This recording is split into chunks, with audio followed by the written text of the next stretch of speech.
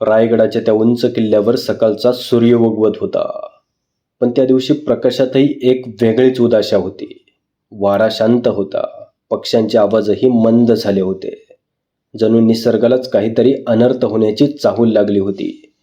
गडाच्या आत एका महालात स्वराज्याचा आधारस्तंभ, रयतेचा राजा छत्रपती शिवाजी महाराज आजारी अवस्थेत पडले होते. त्यांच्या चेहऱ्यावर थकवा होता, पण डोळ्यात अजूनही तीच ज्वाला, स्वराज्याची, स्वाभिमानाची आणि आपल्या मातीसाठी शेवटपर्यंत लढण्याची.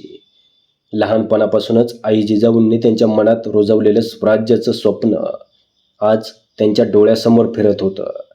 तो शिवनेरी किल्ला, ते बालपण, आपलं एक राज्य असावं जिथे अन्याय नसेल, हे माँसाहेबांचे शब्द त्यांच्या मनात घुमत होते. आणि त्या स्वराज्याच्या स्वप्नासाठी त्यांनी संपूर्ण आयुष्य झिजवलं होतं. कित्येक दुःख पचवले.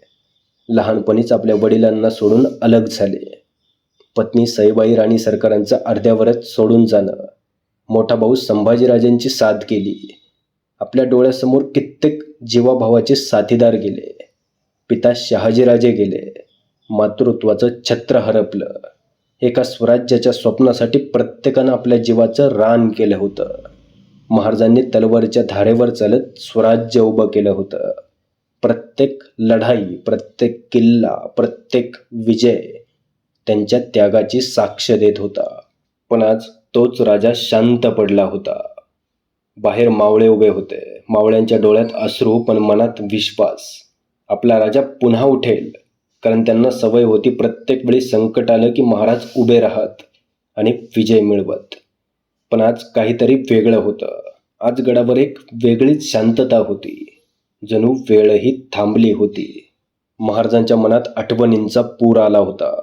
तो अफजल खानाचा वध, ती सिंहगडाची लढाई, ती आग्र्यावरून सुटका, त्या पुरंदरावरचा मुरारबाजींचा पराक्रम. प्रत्येक मावळा, प्रत्येक सैनिक त्यांच्या कुटुंबासारखाच होता.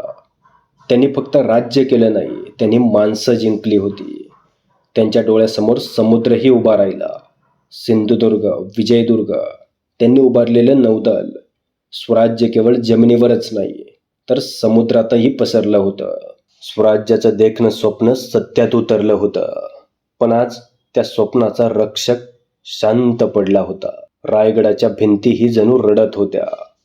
त्या भिंतींनी पाहिलं होतं एक तरुण मुलगा कसा राजा बनला, आणि आज तोच राजा शेवटच्या प्रवासासाठी तयार होत होता. महालात मंद प्रकाश होता. महाराजांनी हळूच डोळे उघडले आणि आजूबाजूला बघितलं. त्यांच्या माणसांकडे, त्यांच्या स्वराज्याकडे, आणि एक हलकंसं स्मित त्यांच्या चेहऱ्यावर आलं. जणू ते म्हणत होते, मी माझं काम पूर्ण केलं. त्या क्षणी बाहेर वारा वाहू लागला. ढग जमू लागले आणि निसर्गही अश्रूंनी भरला. 3 एप्रिल 1680ची ती दुपारची वेळ, ज्या दिवशी एक राजा नाही, एक पर्व संपलं. मावळ्यांच्या डोळ्यातून अश्रू वाहू लागले. राजा गेला ही बातमी वाऱ्यासारखी पसरली. संपूर्ण स्वराज्यावर दुःखाचं सावट पडलं. गावोगावी लोक रडू लागले, कारण त्यांनी राजा गमावला नव्हता, त्यांनी आपला आधार गमावला होता. या भूतलावरचा असा एकमेव अद्वितीय राजा, ज्याच्या जाण्यानं खुद्द त्याच्या शत्रूंनीही शोक व्यक्त केला होता. पण स्वराज्याचा अध्याय महाराजांच्या जाण्याने संपला नाही. कारण छत्रपती शिवाजी महाराज फक्त एक व्यक्ती नव्हते, ते एक विचार होते, एक प्रेरणा होते. आणि विचार कधीच मरत नाही. आजही जेव्हा एखादा माणूस अन्यायाविरुद्ध उभा राहतो, तेव्हा छत्रपती शिवाजी महाराज जिवंत होतात. आजही जेव्हा एखादा तरुण स्वाभिमानासाठी लढतो, तेव्हा छत्रपती शिवाजी महाराज जिवंत होतात.